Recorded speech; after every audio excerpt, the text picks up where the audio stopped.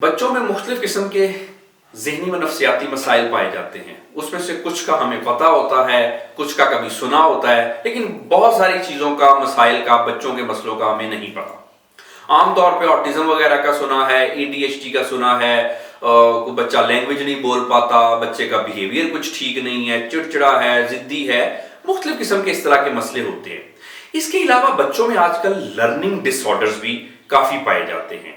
अगर इनकी collectively symptoms की बात करें कि क्या कैसे पता चलेगा कि हमारे बच्चे को कोई लर्निंग डिसऑर्डर यानी कि सीखने का मसला है।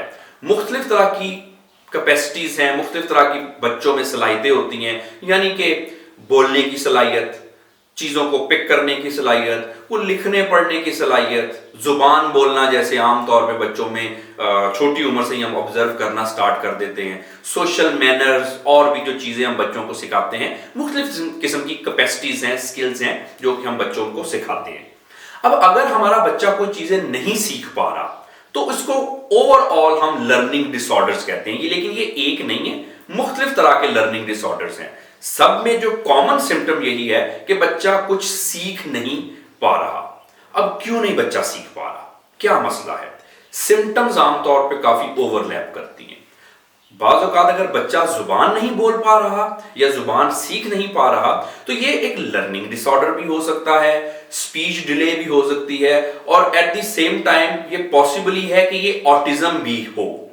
तो अलामात जो हैं वो एक ही तरह की अलामत मुख्तलिफ किस्म के डिसऑर्डर्स में होती हैं।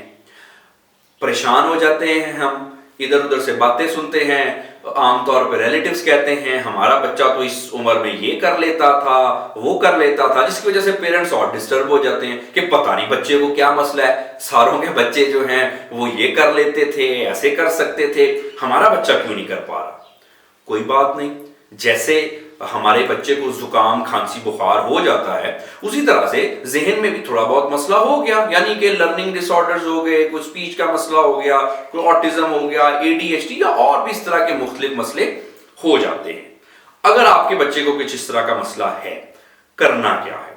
देखिए, ये जो मसले हैं आमतौर पे ये प्रीनेटल फैक्टर्स की वजह से होते हैं, जेनेटिक फैक्टर्स की वजह से होते हैं, और फिर कुछ इन्वायरमेंटल फैक्टर्स हैं जो इस मसले को थोड़ा सा ज्यादा कर सकते हैं, लेकिन उसकी वजह से ये डिसऑर्डर नहीं होते।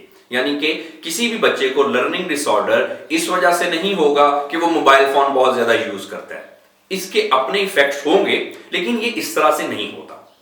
अब अगर आपके बच्चे को लर्निंग डिसऑर्डर है, करना क्या चाहिए? बच्चों से हमारी उम्मीदें बड़ी वाबस्ता हैं, मेरा बच्चा ये करेगा, मेरा बच्चा बड़ा होकर वो करेगा।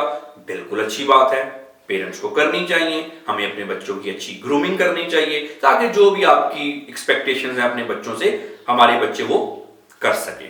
लेकिन लर्निंग डिसऑर्डर हो गया, सारी चीजें ठीक हैं, बस एक मसला है जिसकी वजह से सारी चीजें अपेरेंटली ठीक नहीं लग रही। क्या करना है?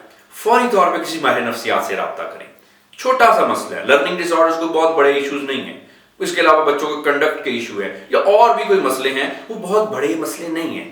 सिम्टम्स आमतौर पे ऐसी होती हैं कि हम देख के बहुत ज्यादा परेशान हो जाते हैं।